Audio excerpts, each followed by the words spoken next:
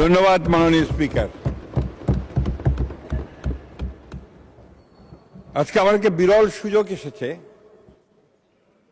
এই দেশের একজন মহান মুক্তিযোদ্ধা, যিনি নিজের জীবনকে বাজি রেখে সারা দেশে যখন পাক হানাদার বাহিনী গণহত্যা চালাচ্ছিল, সেই সময় স্বাধীনতার ঘোষক শহীদ প্রেসিডেন্ট জিয়াউর রহমানের স্বাধীনতার ঘোষণা শুনে যিনি যুদ্ধে ঝাঁপিয়ে পড়েছিলেন, যিনি সেই সময় সেই বাংলাদেশি সেনাদেরকে সঙ্গে নিয়ে সমস্ত বাধা বিপত্তি উপেক্ষা করে তিনি যুদ্ধে নেমে গিয়েছিলেন।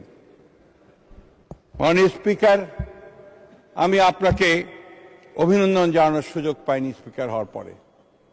আমরা অত্যন্ত গর্ববোধ করি আজকে এই হাউসে, এই পার্লামেন্টে, যে আমাদের স্পিকার আসনে আজকে এমন একজন বসেছেন যিনি আমাদের অস্তিত্বের সঙ্গে, আমাদের সত্তার সঙ্গে, আমাদের চিন্তার সঙ্গে জড়িত হয়ে আছেন। তিনি হচ্ছেন আমাদের বীর মুক্তিযোদ্ধা মেজর হাফিজ। আমি আপনাকে অভিনন্দন জানাতে চাই এই জন্য আরো, যে আপনি হচ্ছেন সেই ব্যক্তি যিনি শুধু যুদ্ধই করেননি, যুদ্ধ করে দেশ স্বাধীন করেছেন, এরপরে বাংলাদেশের রাজনীতিতে যুক্ত হয়ে সাতবার জয়ী হয়ে এই পার্লামেন্টে এসেছেন। আমি আপনাকে অভিনন্দন জানাতে চাই।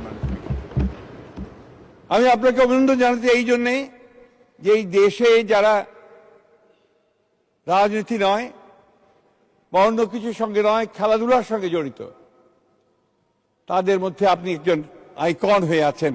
কারণ আপনি হচ্ছেন সেই ব্যক্তি যিনি পাকিস্তান আমলে ফুটবলের নেতৃত্ব দিয়েছিলেন বাংলাদেশ সেনাবাহিনী, তৎকালীন পাকিস্তানের সেনাবাহিনীর, যিনি পরবর্তীকালে বাংলাদেশ ফুটবল বাহিনীর আপনি নেতৃত্ব দিয়েছিলেন।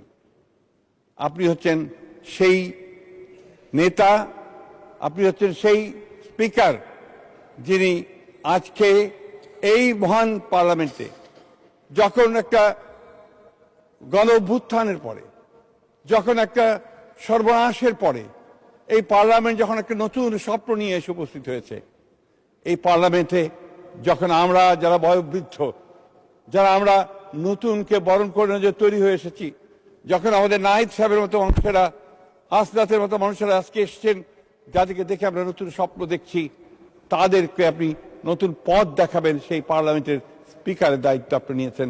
আপনাকে সেই জন্য আমি অভিনন্দন